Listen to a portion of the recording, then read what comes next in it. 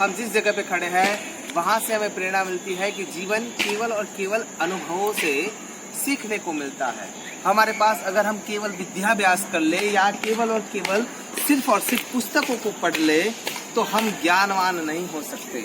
अगर हमें ज्ञानवान होना है तो जीवन के आयामों को अपने तजुर्बे से भी देखना है और उसके बाद शायद ऐसा हो सके कि हम कहीं भी कभार हम सफल भी हो सकते हैं, असफल भी हो सकते हैं, कभी कभी हम हार भी सकते हैं, कभी कभी हम जीत भी सकते हैं। लेकिन हारने के बाद भी और जीतने के बाद भी अगर हमारे पास कुछ बच जाता है तो उसका नाम है अनुभव।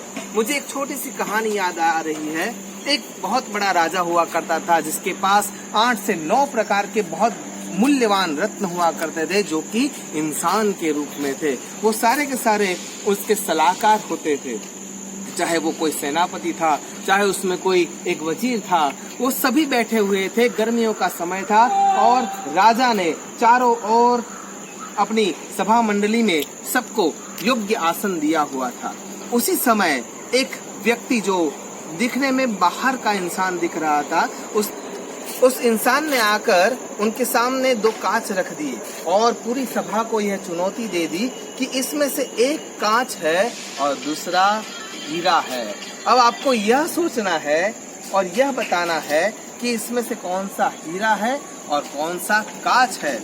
ये बात ध्यान रखनी है कि अगर आप असफल होते हो तो मुझे मेरा इनाम देना है। यह बात सुनकर सभी दिमाग वाले, सभी सौजन्य वाले, सभी योग्य व्यक्ति अपनी अपनी राय देने लगे, लेकिन किसी भी प्रकार की राय वहाँ पे सफल न हुई। और तब एक अंधा इंसान वहाँ पे आता है और केवल दोनों कांच के टुकड़ों को हाथ में लेकर बता देता है कि यह हीरा है, वो भी सच्चा, और यह कांच का टुकड़ा है। सारी सभा सुन्न हो गई, सभी लोग चौंक गए कि यह कैसे बता सकता है, क्योंकि इसकी आंखें तो है ही नहीं।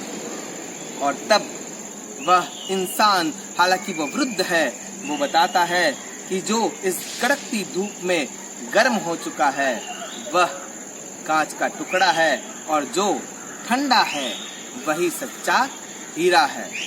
कहानी यहाँ पे पूर्ण हो जाती है। सिखाती क्या है?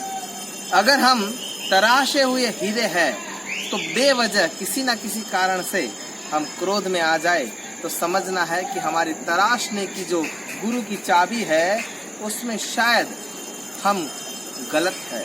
और अगर हम कहीं ना कहीं अपने मन को स्थिर रखते हुए, सारी इंद्रियों को कंट्रोल करते हुए सुयोग्य निर्णय लेते हैं, तब जाकर ही हम सच्चे हीरे बनते हैं। इसलिए अनुभव की एरण से हम धीरे धीरे धीरे धीरे एक पायदान आगे बढ़ते रहते हैं और हमारे जीवन को साफल्य की ओर ले जा सकते हैं। नमस्कार, अस्तु सदा शिवोहम, नमो नमः।